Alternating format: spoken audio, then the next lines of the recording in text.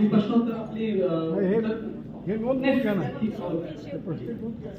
पंकज गायकवाड साहेब, अध्यक्ष एसटी समाज, SC/ST समाज आरक्षण बचाव समिती महाराष्ट्र राज्य राहणार भिवंडी इथे उपस्थित आहेत.